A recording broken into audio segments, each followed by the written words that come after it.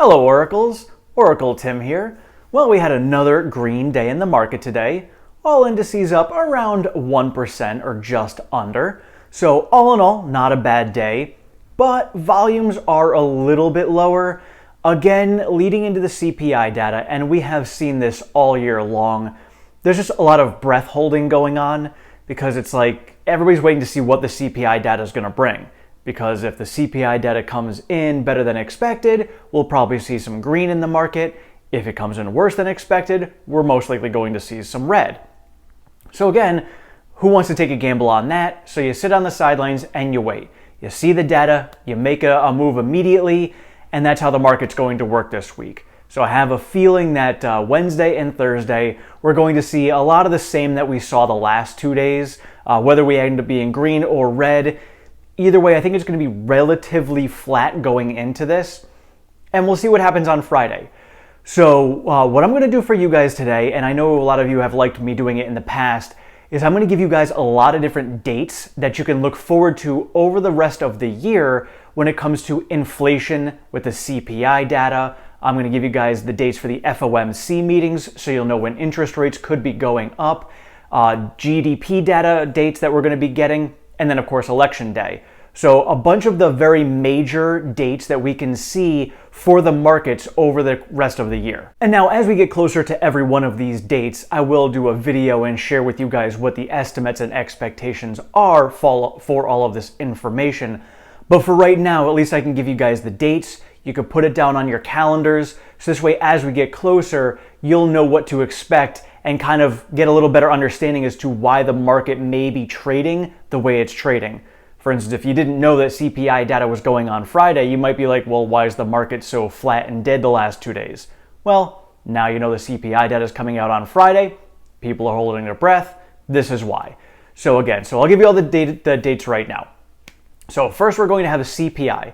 So next CPI data, Friday, as we just said. So we're going to get that. And then normally we get these at about 8:30 a.m. Eastern time. So all of these should be the same time. Next one we're going to get is in July, and it's going to be July 13th. And then we're going to have August 10th, September 13th, October 13th, November 10th, and then December 13th. So pretty easy. It's either on the 10th or the 13th of the month. And don't forget that each one of these they're lagging indicators, so it's the previous month. So on the 10th, on this Friday, we're going to get the CPI data for May. And so for July, we'll get it for June, and so on and so forth. So it's always going to go backwards and you'll see the prior month's data. Again, it's not so much, because it's a lagging indicator, what you're really trying to pay attention to is the trend that we're going in. And so if we're following the trend, so as of right now, it looks like the peak that we saw was in April. May has come down a little bit. So now we're going to get the data for June, which is the May data, and the expectations right now are 8.3%, which is what we saw for May. So if we come in at 8.3% or lower, that means that we are continuing to trend in the correct direction. So now we go to look at, all right, the next piece is interest rates. So the FOMC meetings are where they raise interest rates, unless of course they have an emergency meeting in between, which they talked about previously, we have not seen. And if we see the CPI data continue to trend downward, we most likely will not see an emergency meeting come up. So when it comes to the interest rates for the FOMC meetings, this will be all determined kind of ahead of time. And this is why CPI data is important, because we can say, all right, are we trending down, and are we trending down fast enough? That could indicate where the Fed is going to be going with the interest rates.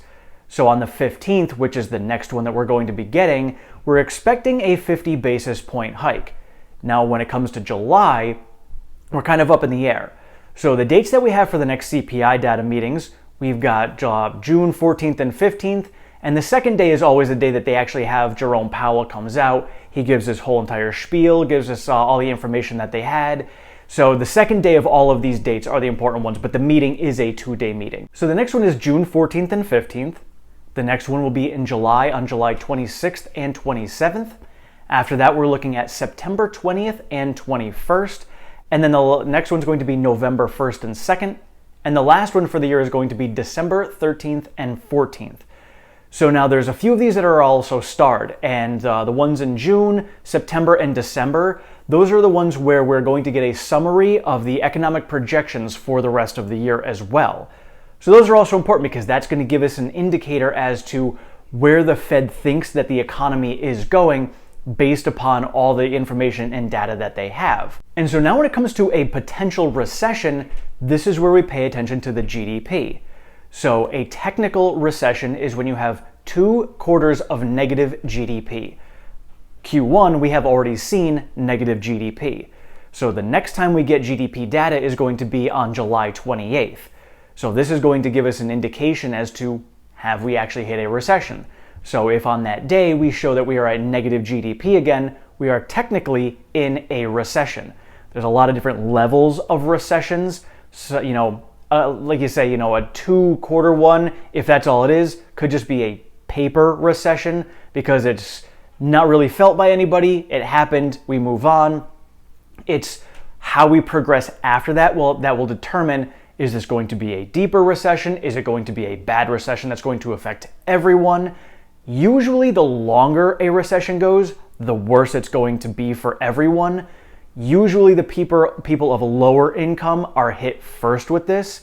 And when we're talking about a global situation going on, could be lower income economies around the world that get hit first. And then as that goes and takes a little bit longer, it starts to hit more and more economies. So US is usually on the stronger end of things, but a recession is still a recession, so you need to monitor it and pay attention to it closely. And so the dates that we're going to be getting our GDP data is for Q2, we're going to get it on July 28th. For Q3, we are going to get it on October 27th. And on Q4, it'll end up being in late January of 2023. Now, there's multiple phases that they come out with the GDP data, and these dates that I gave you are just advanced estimate dates. So they go over a bunch of different numbers over the course of time, but that's the advanced estimate, which is the first number that we will get to give us an indication as far as what the GDP looked like for that quarter. And then the last important date that I threw on here was Election Day, which is my birthday. So it's a super important day for multiple reasons. And that is November 8th. So November 8th, we will have Election Day. And again, most of the times, this year might be a little bit different because we have so much economic turmoil. It's actually something I should do a little research on to see how the market traded going into election times during recessions. And usually going into election time, there's uncertainty. You don't know which party is going to take over, which could sway policy one way or the other. So usually from like mid to late September through late October, early November, you see some uncertainty in the market. Uncertainty usually leads us to some red because people are trying to figure out, all right, well, if this party is going to be taking over, they usually favor this side. Maybe it's EVs, renewable energy, or oil, whatever it is. So a lot of people try to rebalance portfolios based upon who they think is going to be winning the election. And then as soon as we figure out who is actually going to win, then, that certain category or whatever is going to take off. Similar to when Biden won the presidency, we saw a lot of renewable energy stocks take off right afterwards. So usually that happens during election times.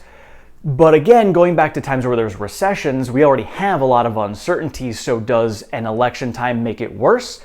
I don't know. I haven't seen that data. If you guys know or you have time and want to check it out, please do and let me know. Otherwise, we'll figure it out this year as we get closer. And so what I like to do is take a look at all of these dates, and there's a lot of other dates that we get with a bunch of different information that could also swing the market, but these were the major ones. So now what I do is I take a look at overlapping dates, because when you get overlapping dates, that's overlapping uncertainty. Even more uncertainty in the market than normal, which could lead to a lot more turmoil, maybe red, volatility. A lot of different things could happen in the market at that point. And so the first overlapping date that we have that's going to be coming up is going to be the FOMC meeting at the end of July. So we've got the FOMC meeting on July 26th and 27th, and then on the 28th, we will be getting GDP readings. And again, GDP for that quarter for Q2 is going to be important because that's what's going to determine whether we are actually in a recession or not. So coming up to then is going to be important. Plus, that's when we're going to be kicking off a lot of the tech Q2 earnings season. So I'm anticipating a lot of uncertainty going into the end of July. So I do still think we're going to see a rally into the summer, but I'm kind of not sure what's going to go on because we could be anticipating a more dovish Fed. And I think what's going to happen, and Kathy Wood had mentioned it herself, looking at going into Q2 earnings, we've already had some good earnings coming out. And although they've been good earnings, we have seen some weak forecasts. That has been bringing stocks down. So good earnings, but weak forecasts, and we've seen a lot of selling off going on. So this time around, we could get, maybe flat forecasts going on with weaker earnings. But if we're going to be getting that kind of information around a more dovish Fed, seeing as we could be getting a recession number coming in with GDP, a lot of uncertainty, but we might actually see green coming out of it because then we will have the answers. And again, it comes down to questions versus answers. Questions right now are, what's the Fed going to do for rates at the end of July? Are we actually going to be getting into a recession? What are the numbers going to be looking like for Q2 earnings? So at that point, we will get our answers. And we'll get our answers. The Fed's going to be raising rates, whatever it's going to be. We will get the GDP numbers. If it's a recession, we'll have that answer. And we'll be getting answers as far as how Q2 earnings have been going. So again, even if it comes in with bad data, we might actually see green in the market because we have answers. And the reason this happens is because the market prices in a lot of worst case scenario assumptions. So if they're pricing in a lot of worst case scenario assumptions, if we get those assumptions and they come true, all right, they've priced it in there, now we're good, and the market can then breathe that sigh of relief because we've gotten that answer. So it's the complete opposite of buy the rumor, sell the news. This is sell the rumor, buy the news. This is what could potentially happen at the end of July. So the next overlapping dates that I can see causing some uncertainty in the market is going to be early November. The 1st and 2nd, we're going to get the FOMC meeting. On the 8th, we're going to have the election. And then on the 10th, we're going to get the CPI data. So at that point, we may have a lot more certainty with certain things going on and kind of see where we're trending. So the dates might not be as important, but they're all overlapping around the same time. So we might see a bit of selling off going at the beginning of November just because of all the uncertainty with all the different information we will be getting in at that point. And the last overlapping dates that I see on the radar right now are going to be December 13th and 14th. On the 13th, we're going to be getting the CPI data, and then on the 13th and 14th, we have the FOMC meeting. So it's actually kind of good to have it at that point because they'll have the CPI data on the 13th, they can discuss it in their meeting, and then they can release a more updated, with the updated information that they have, a decision. So that could be a very important decision that we see come the beginning or middle of December. So that's a ways down the road, but at least that date is on the radar now. Let me know in the comments below, what other dates do you guys see as being very important for the macro environment going on over the rest of the year that we could be paying attention to? Thank you all so much for watching. I appreciate all of your support and feedback. If you have not subscribed, please do so down below. Sign yourself up for notifications. I am over on Twitter at OracleTim1. I share all the latest Tesla news, pertinent stock market information, and all of my daily trades. We do have a Discord channel. That link is in the description. And if you'd like to support the channel any further, I am over on Patreon. That link is also in the description. Thank you so much. Have a great one.